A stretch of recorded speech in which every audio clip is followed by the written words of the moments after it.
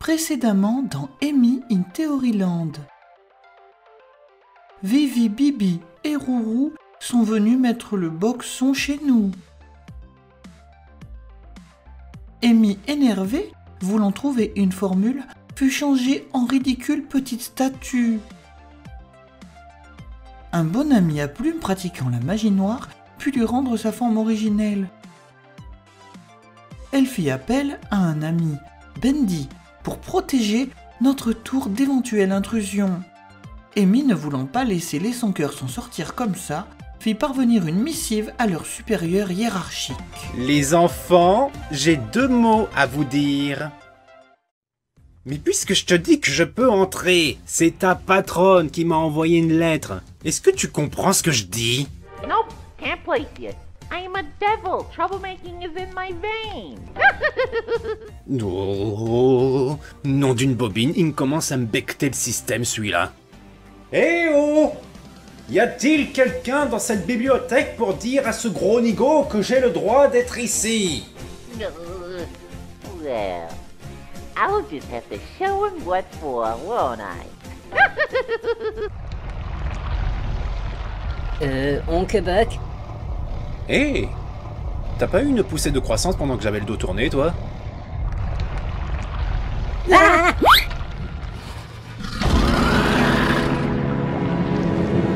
Ouais, Coco, cause toujours. Je ne sais peut-être pas qui tu es, mais toi non plus tu sais même pas qui je suis. Alors monte pas sur tes grands chevaux. Fais gaffe, Oncle Buck. Il a de grandes dents, il est tout gluant. Et il a des grandes dents. Bendy! Non, il ne pensait pas mal. Buck te connaît pas, c'est pour ça. Calme-toi, laisse-les passer, c'est des amis. Quel drôle de garçon, ce chaton. Il est dingue, oui. Je crois que je l'aime bien. Ah, du coup, Amy, j'ai bien reçu ta lettre et je t'ai ramené mes sans-cœurs, que tu avais hâte de retrouver. Oh, voyons, Oncle Buck. C'était une petite blague. Oui, on pensait pas à mal. Tu nous connais, voyons. Oh, ça! Mais cela ne dépend pas de moi. Je vais laisser Amy faire ce qu'elle veut de vous. Et qu'est-ce qu'elle va faire de nous? Ah, j'ai trouvé. Marcia, t'as le jingle des 3C?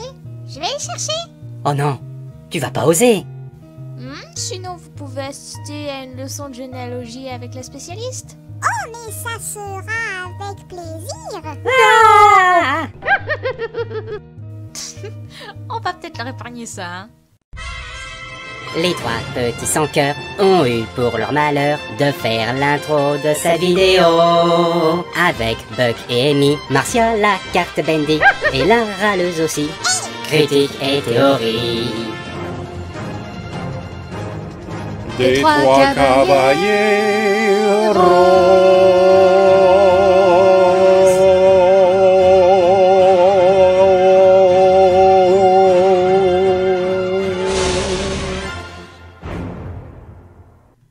Salut à tous, c'est Amy.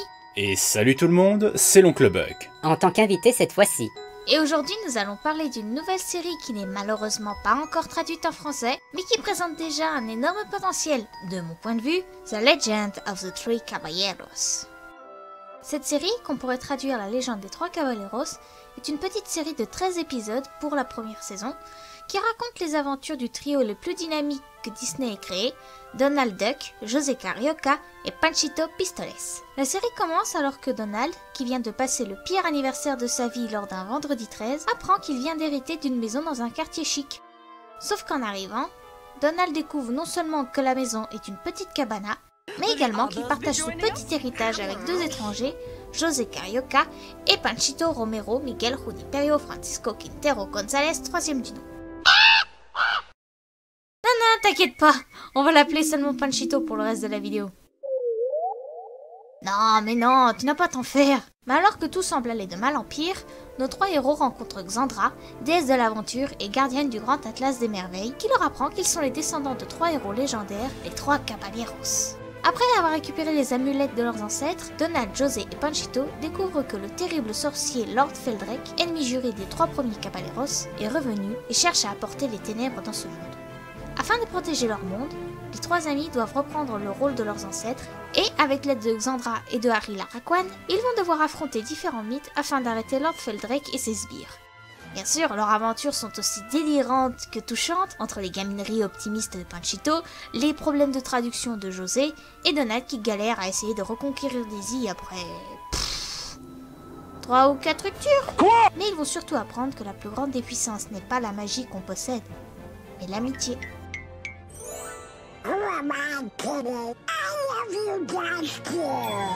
Pour ma part, je ne connais que très récemment l'univers des Trois Caballeros. Je te remercie au passage, Amy, de m'avoir donné envie de regarder ce film. Sorti en 1944, le film, Les Trois Caballeros, met en avant Donald Duck qui sert de prétexte pour aller à la découverte des pays d'Amérique latine. C'est ici, notre fameux canard côtoie dans ce long métrage les deux autres membres des Caballeros, José Carioca, créé en 1942 dans le film Saludos Amigos, et Panchito Pistoles, créé en 1943, dans La Piñata.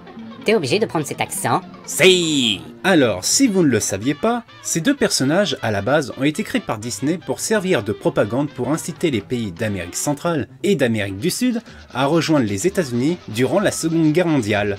On peut donc dire que oui, Les Trois Caballeros est un film de propagande. Mais sinon, je ne peux que vous inviter à aller découvrir ce film, si au cas où vous ne l'avez pas déjà fait. Il est de plutôt bonne qualité malgré le fait que ce soit un vieux film, et de même à vous faire découvrir que même dans un film d'animation principalement destiné aux enfants, on pouvait faire de la propagande. Et pour les gros fans, vous pouvez retrouver des personnalités bien connues de l'époque, comme Aurora Miranda ou Carmen Molina.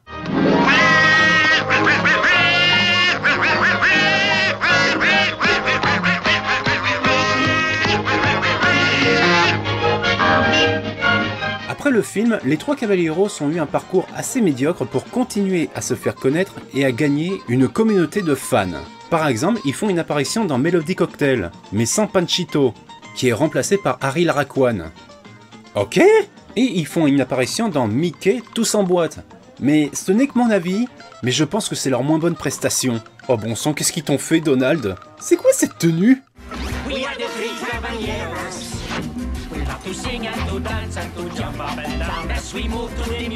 Mais ça leur a pas empêché d'apparaître dans des Disneyland, notamment celui de Paris. Oui, je me suis renseigné, ils étaient là lors du Halloween 2018. De nos jours, nos trois oiseaux font un excellent retour. Dans la série que nous traitons aujourd'hui, The Legend of the Three Caballeros, sortie en 2018 et réalisée par Matt Danner. Et ils apparaissent dans un épisode entier de la saison 2 de l'excellente série DuckTales.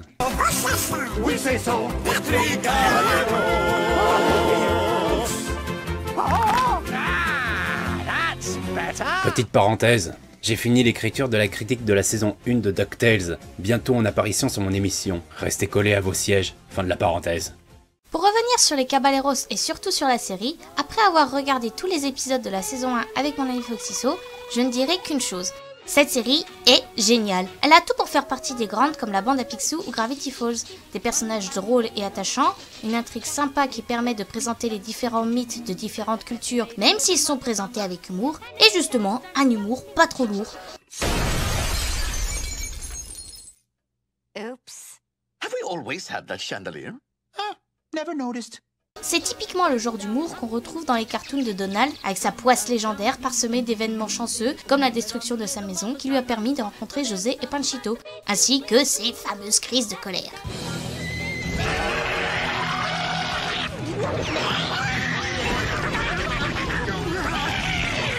C'est même un point très important de sa relation avec les Caballeros. Et enfin, notre canard n'est pas mis au second plan. Parce qu'il faut reconnaître que notre Cab bleu n'est pas souvent le héros de ces dessins animés. Après, contrairement à ce qu'on avait pensé en découvrant Xandra, elle n'est pas ce qu'on peut qualifier de Marissou.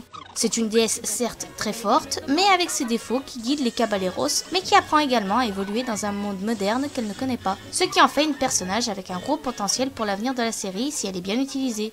D'ailleurs, tous les personnages de cette série sont parfaitement intégrés pour en faire un tout. Il n'y a aucun personnage qui peut être oublié, que ce soit Harry Laraquan, malgré son rôle très secondaire dans la série, ou les triplettes April, May et June. Même le sbire de Feldrake, Léopold, est vraiment trop génial. Il est à la fois tellement stupide et tellement dangereux, ça a fait de lui un personnage très sympa. Enfin, pour faire bref, dans cette série, chaque chose est importante et ça forme un tout super. Aucun épisode ne peut être ignoré. Sauf celui avec le roi Arthur. J'avoue, c'est l'exception qui confirme la règle, celui-là. Mais contrairement à des séries qui reprennent des bases de films et qui brodent bêtement tout autour pour faire de l'audimat, Legend of the Three Caballeros présente des personnages certes anciens et qui ont leur propre histoire, mais les développe sans les dénaturer, permettant aux Caballeros de revenir sur le devant de la scène pour plaire à de nouveaux fans, tout en plaisant à ceux de la première heure, et sans les ridiculiser comme certaines apparitions du trio, que peu de fans apprécient vraiment. Et si vous voulez vraiment tout savoir, bien que j'adore le groupe des trois Caballeros et chaque personnage, j'ai une petite préférence pour notre joyeux Mexicain qui est l'innocence même de ce groupe. Wow, that tour guide was right. It is more of a rush to wait until after you land to open the parachute. Hola amigos, yo soy Panchito Romero Miguel Francisco Quintero González III, but my friends call me Panchito. You guys got an inheritance too? Who are these guys? I already told you. Yo soy Panchito Romero Miguel Francisco Quintero González III. But your friends call you Panchito. Hey, he gets it. ¡Qué rico! I just got 2 new best friends, a miserable rundown shack, and a sleazy lawyer. Oh, et pour les râleurs qui trouvent mon argumentation faible, je tiens à préciser que je donne mon avis en tant que fan de Disney et non en tant que critique. Pour le côté technique, ça te dérange pas de donner ton avis, Buck? Ah, tu veux que je te donne mon avis?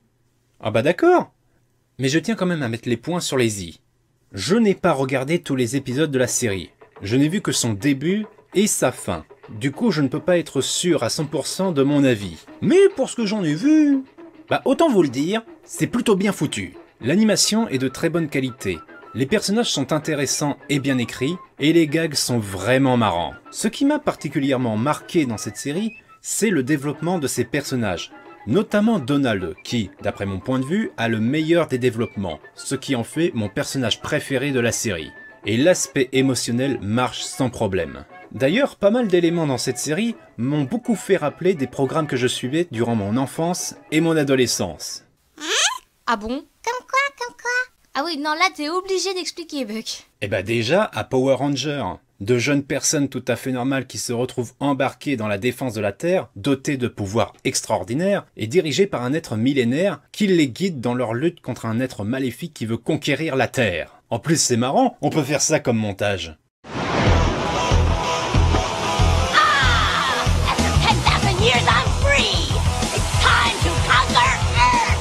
Alpha, Freedom's Escape. Recruit a team of teenagers with attitudes.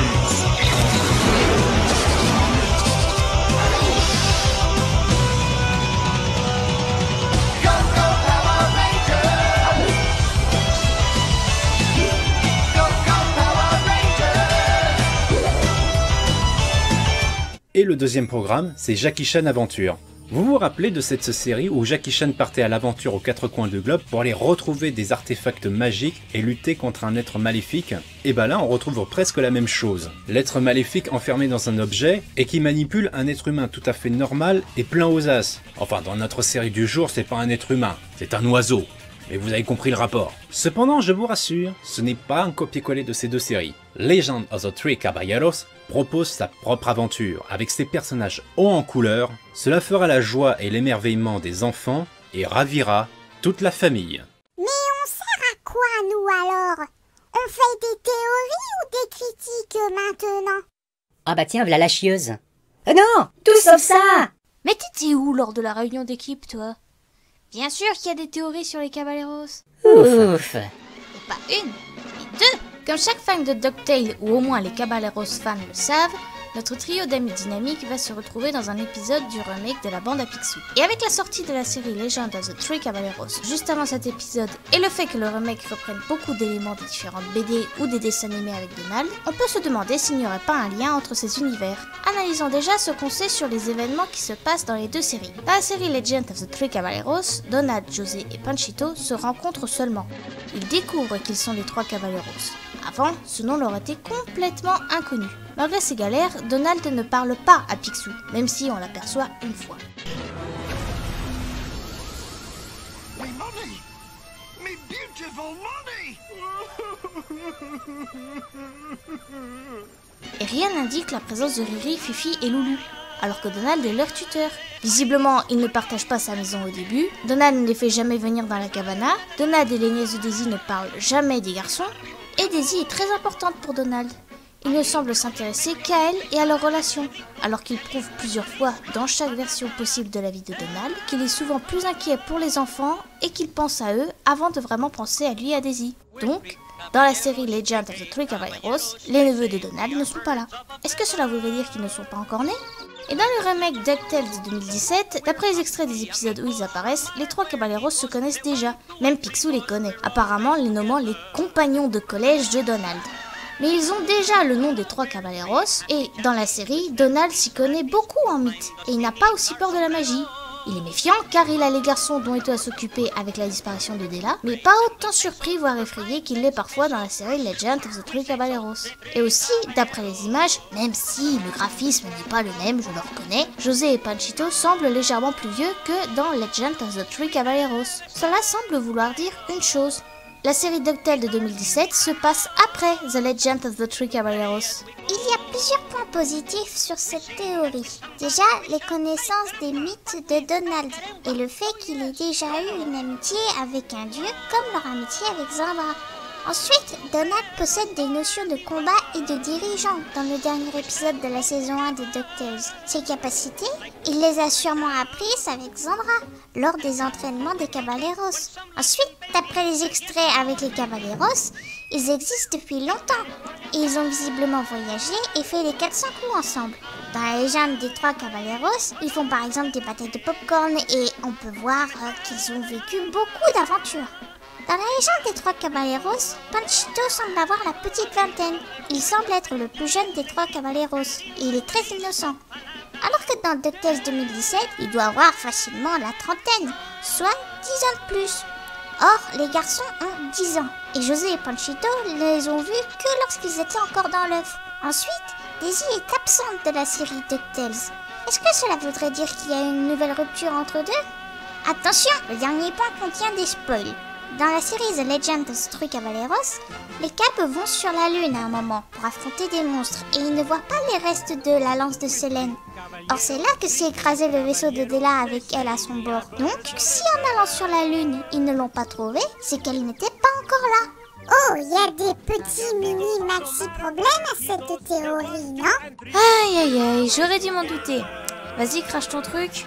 Déjà, les nièces de Daisy, qui sont normalement dans les mêmes zones d'âge que les garçons de Donald, d'après les BD, alors que dans Legend of the Three Caballeros, elles semblent avoir déjà au moins 10 ans. Ce sont de jeunes adolescentes indépendantes qui ne sont pas constamment sous la garde de Daisy. Si Legend of the Three Caballeros se passe avant, cela veut dire que April, May et June sont plus vieilles que les garçons, voire déjà presque adultes lors de DuckTales. Oui, mais vu qu'elles apparaissent nulle part ailleurs en dessin animé, ça peut passer.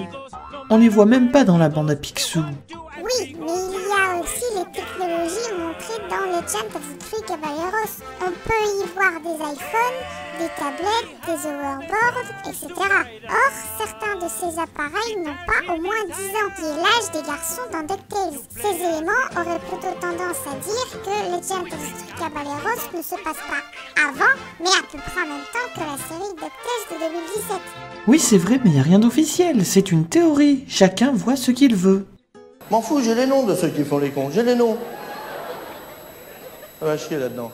Ah, et après c'est toujours moi qui râle. Dans la prochaine théorie, on va continuer à faire des parallèles avec DuckTales, mais pour une autre raison. Nous allons surtout nous intéresser au trio le plus connu de fauteurs de troubles de Disney, les petits anges de neveux de Donald, Riri, Fifi et Loulou. D'après la série Legend of the Three Caballeros, Donald, José et Panchito sont les descendants des 3 premiers Caballeros qui ont sauvé le monde de Feldrake avec Zandra avant de la perdre lors d'une bataille. Avec Foxiso, on a remarqué un détail intéressant, et je ne sais pas si c'est fait exprès, mais les nouveaux caractères des garçons sont très semblables, voire en parallèle, avec les différents caractères des Cab. Avec ces observations, on peut imaginer la théorie suivante. Les triplés de Donald seraient les futurs Caballeros. Et par là, je veux dire qu'ils le deviendront quand ils seront adultes, que le titre de Caballeros est un héritage pour combattre les forces du mal. Pour étayer cette théorie, on peut prendre 2 approches. Déjà, le jeu des couleurs identiques. Loulou et José en vert, Fifi et Donald en bleu, Riri et Panchito en rouge. Certes, ce n'est pas une preuve en soi, mais le jeu des couleurs est intéressant. peut-être pas trop prévu au départ vu que le t-shirt de Fifi était au départ orange voire jaune avant de finir bleu. Mais ce nouveau choix de couleur peut nous amener à voir un lien entre notre trio de Canton et notre trio de Caballeros. Ensuite, et point le plus important pour moi, les ressemblances de personnalité, surtout concernant les personnalités des garçons dans la nouvelle version de la bande à Picsou. Loulou et José, en plus de partager la couleur verte, sont les plus calmes de leur trio respectif. Et en plus d'être le plus jeune et celui que ses frères ont tendance à protéger, Loulou est un paresseux et un arnaqueur de première dans la série. Vous me direz, mais quel lien avec José? C'est un gentleman super classe et calme qui adore danser et qui voit la vie en rose, voyant des amis même là où il y aurait des prédateurs. Ouais, mais vous oubliez qu'au Brésil, José Carioca a fait carrière dans la BD. Dans ces dernières où il est appelé Zé, notre Carioca est un gros paresseux qui déteste travailler, alors il invente plusieurs arnaques pour gagner de l'argent sans se fatiguer. Il est même assez relax niveau vêtements, portant plutôt un large pantalon, une casquette mise à l'envers et un grand t-shirt. Connaissant ce revers de la médaille de notre Brésilien, Loulou, c'est José sur beaucoup de points. Bon, j'avoue perso j'enlève un peu l'arnaque parce que majoritairement José n'est pas comme ça. On va dire que Zé c'était sa crise d'adolescence. Pour les deux autres, c'est un petit peu plus compliqué, car Fifi c'est le téméraire et imprudent, et Riri c'est le plus réfléchi, le plus responsable et le seul à être chez les Castors Junior. En fait, pour Fifi et Riri, ils jonglent un peu entre les caractères de Donald et de Panchito, car ils ont les deux personnalités qui se mixent. Panchito, c'est le gros gamin de l'équipe, limite le petit frère si on compare les cabs au triplé, toujours à foncer dans l'action sans trop réfléchir comme le fait Fifi, toujours à la recherche d'aventure, et il est toujours optimiste comme Riri. Et je trouve que le côté colérique de Donald le rapproche assez de Fifi, qui a le tempérament le plus McDuck ou Picsou en français des triplés. Mais le côté leader grand frère que Donald adopte avec les câbles le rapproche de Riri, qui est le plus vieux et le plus responsable des trois. Autrement dit, nos triplés Duck ont toutes les qualités requises pour devenir les prochains Caballeros. Oh, mais alors on peut reprendre l'idée des Power Rangers. Attends, je te montre. Hein, quoi? Let's do it, guys! Right. It's morphin' time!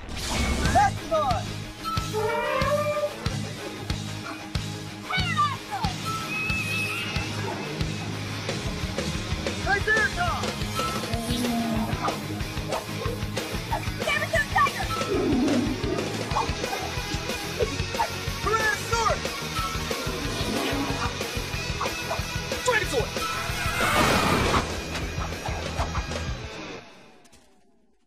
Ah bah voilà, impeccable.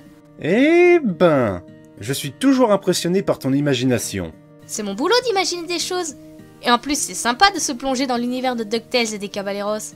Et ça a été un véritable plaisir de faire cette vidéo avec toi, Amy. Merci à toi d'avoir bien voulu ouvrir ton esprit critique sur cette série et faire cette vidéo avec moi, Buck. Bon, sur ce, à la prochaine, Amy. Nous, on va rentrer au coffre avant que Gus fasse des siennes.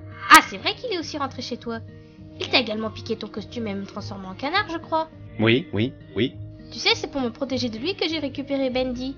J'ai plein de connaissances qui seraient parfaits dans le rôle de gardien. Si tu veux, je peux les contacter. Hein? Ah non, Amy. T'es très gentille, mais ne prends surtout pas cette peine. Je n'ai vraiment pas besoin d'un garde. Attends 5 minutes, je dois bien en avoir quelques-uns de super à te proposer. Par amoureux de forme, et quand elle a une idée, elle s'y tient. Bon, venez, on déguerpit avant qu'elle nous ramène toute sa liste. Bon, j'ai que 2-3 noms là tout de suite, mais... Bah, où il est passé? Buck a dit qu'il avait un truc urgent à voir, alors ils sont repartis tout de suite. Ah, ok. Bon, c'est pas grave. Oh, mais attends, Amy, j'ai rien à faire pour l'instant. Je vais faire une liste des meilleurs gardes pour Buck et les contacter pour qu'ils aillent le voir. Je suis pas sûre que... Allez hop, emballé, c'est pesé, je vais faire ça, tu vas voir. Je vais lui trouver le meilleur des gardes. Oui. Je crois qu'il aurait mieux fait de partir avec ma petite liste.